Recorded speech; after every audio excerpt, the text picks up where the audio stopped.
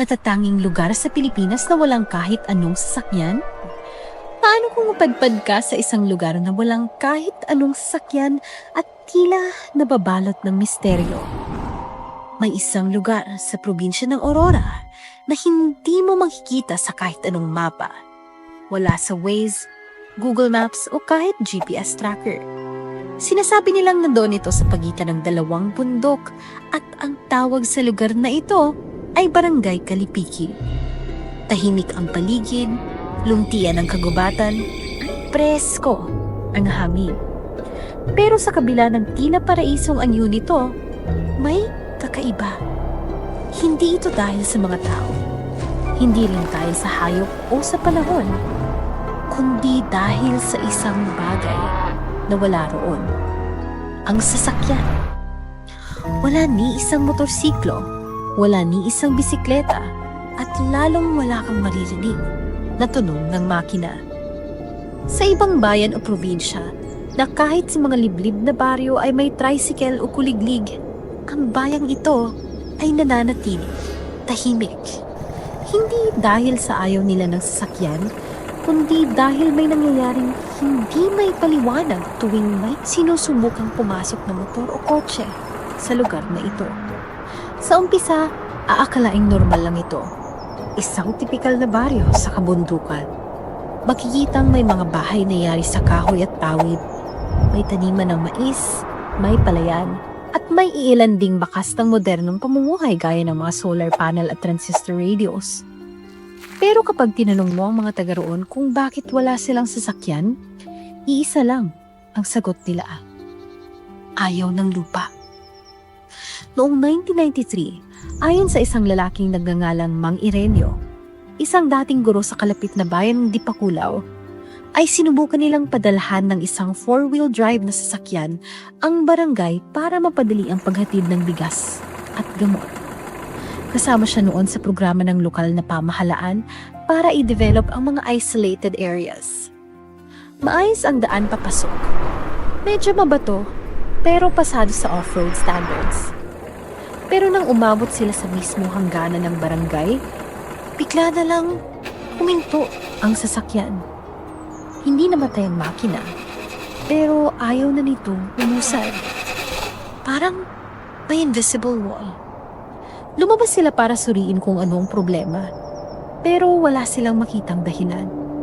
Hindi flat ang gulong. Wala rin namang putik sa daan. Wala ring sagabal. Sinubukan nilang itulak pero parang biglang bumigat ang sasakyan. Makalipas ang ilang minuto, nagsimulang lumambig ang paligid. Napansin nilang tila humina rin ang signal ng kanilang radyo.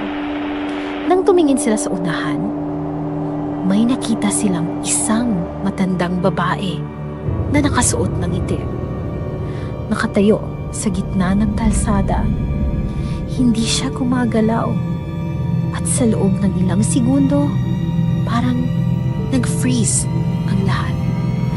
Paglingon nila sa sasakyan, wala na ito.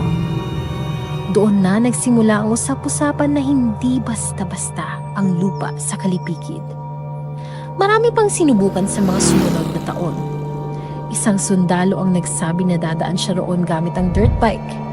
Mabilis siya, palaban, hindi naniniwala sa mga kwentong bayan. Pero mula sa huling checkpoint kung saan siya nakita, hindi na siya bumalik.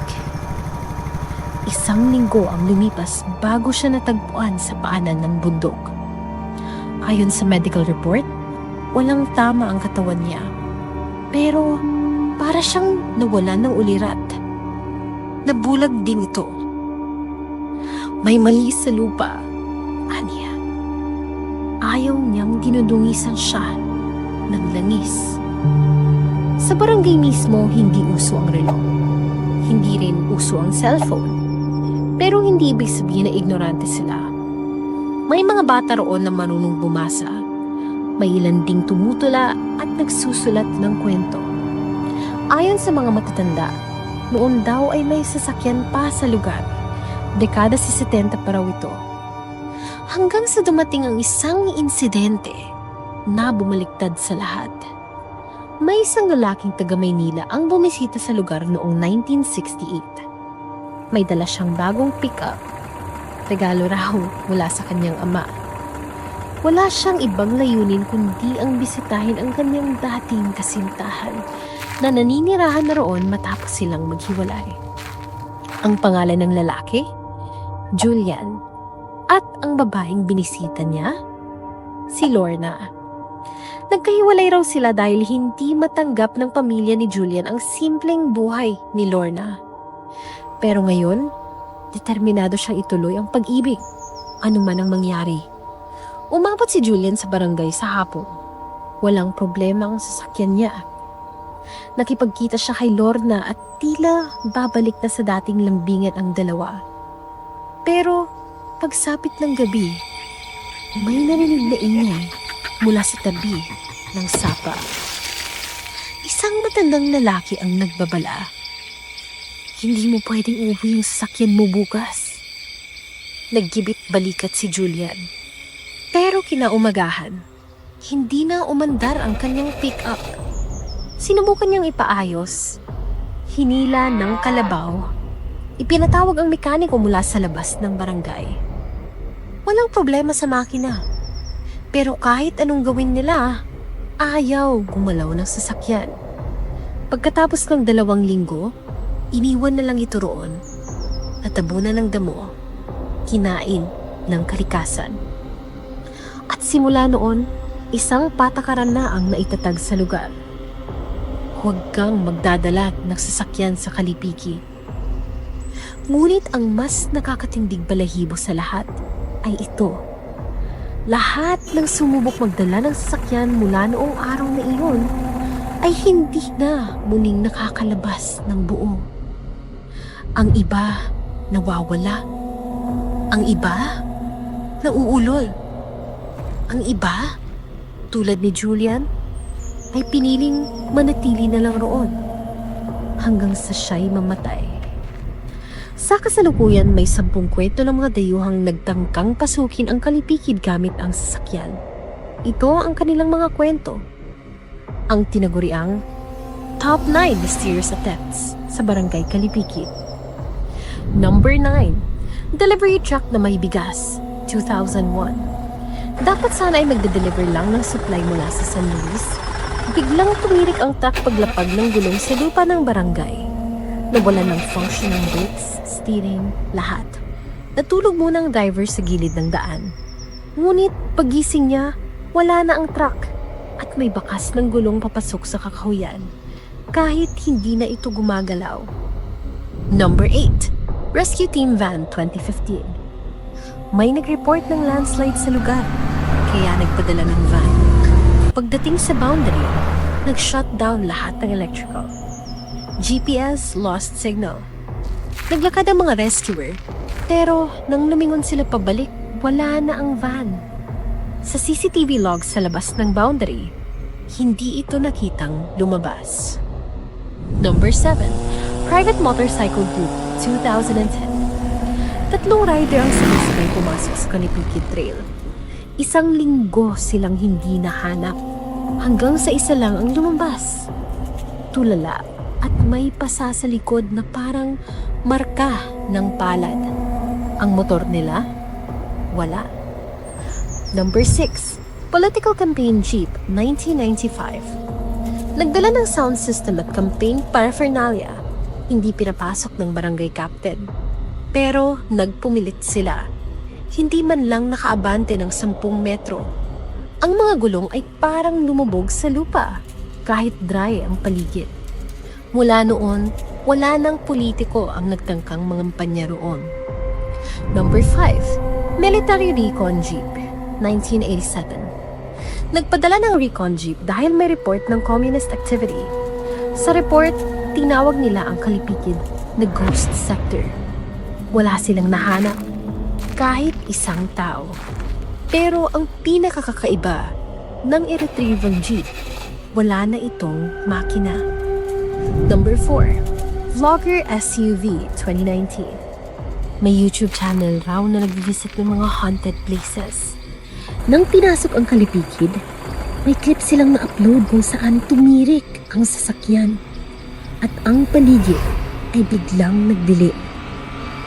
Ang susunod na upload ay apology video nila. Nasa ospital ang driver. Takot makakita ng lupa. Number 3. Dump truck ng semento, 2004. Gagamitin sana para i-develop ang daan papunta sa Kalipikin. Bago pa man makarating, natagpo ang walang laman ang truck kinabukasan. Pero ang mga gamit ng driver ay nandoon pa rin. Parang kusang iniwan. Number 2. Tricycle ng lokal, 1997. Sinubukan ng isang residenteng bumalik galing bayan gamit ang tricycle. Pagdating sa hangganan, biglang pinuno ng putik ang paligid. Kahit walang ulan. At sa isang iglap, natumba ang tricycle at nilamon ng lupa. Saksi ang mga nakakita, pero wala silang nagawa. Number 1. Drone ng Reporter, 2022. Kumuha ng aerial footage ang isang documentary team. Gumana ang drone sa simula, pero nang tumapat sa sentro ng barangay, bigla itong bumagsak. Nang kunin nila ang SD card, wala ni isang file. Pero nung sinubukan i-analyze gamit forensic software, isang image lang ang lumabas. Isang babae, nakasuot ng itim, nakatingin, diretso sa camera. Hanggang ngayon, walang makapagpaliwanag kung ano ba talaga ang dahilan kung bakit ayaw ng lupa ng Barangay Kalipikin sa anumang sasakyang demakina. Wala ring siyentipikong ebidensya. Pero lahat ng pagtatangka ay nauuwi sa pagkawala, pagkasira o pagkabaliw. Para sa more kwentuhan, huwag kalimutang mag-subscribe sa ating YouTube channel. Magkita-kita tayo sa susunod na video. Paalam!